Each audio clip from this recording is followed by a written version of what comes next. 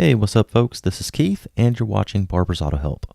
In this video, I'm going to show you how to remove and install an old school Ford audio unit. I believe that this design was used by Ford from like the mid 90s to the mid 2000s. The appearance of the audio unit may vary from year to year or from model to model. However, there's one common feature that can be seen throughout, and that's the 4 square holes that can be found on the face of the audio unit. There are 2 on each side. Now to start out with, I would suggest disconnecting the negative battery clamp from the battery and isolating it from the battery. Now special tools are needed to remove this radio, and these are the special tools right here. So at this point, what you'll need to do is you'll need to take your tools, place them into the holes on either side of the audio unit, and jab that tool into the audio unit. At first, you can see my first try here, I didn't have the tool jabbed in quite far enough, and you can see what's happening. The tool's actually sliding out on me. So whenever you go to do it, you really want to shove these tools in there. I almost thought I was going to break the radio, but you do have to use quite a bit of force to get it in and get it locked in all the way. Now once you do get it locked in all the way, what you'll do is you'll take and you'll apply some outward force on the tool, like you see me doing right here, and then you'll pull the radio rearward. This is a side view of the radio. You can see how the tool is actually working inside there. It's pushing that spring in just a bit to unlock it from the bezel.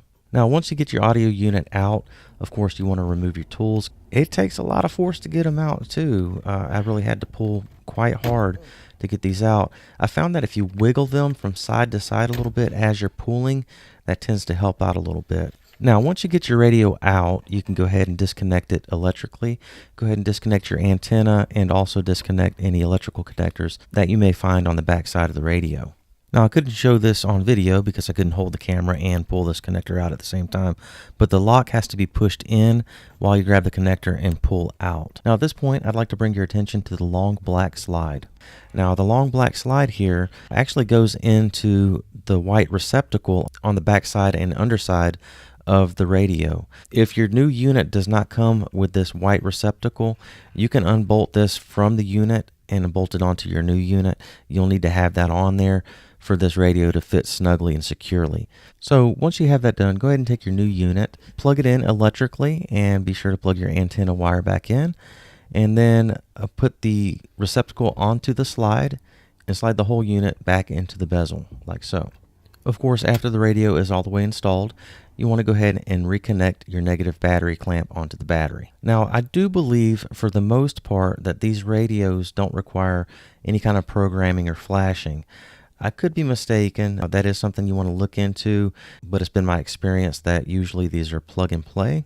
However, if you're watching this video and you happen to know of any specific models that have an audio unit like this that require programming or flashing, if you could let us know down in the comments, that would be greatly appreciated, and that will help the audience. Folks, thank you so much for watching. If you have any questions, please comment down below in the comment section. I'll be happy to get back to you if I can. Also, please read the entire description of this video before you attempt this or apply any of this knowledge. There may be some things I need to clarify, and that's where I do that. Also, please read the disclaimer at the very end of it. Please like and subscribe. Have a good one.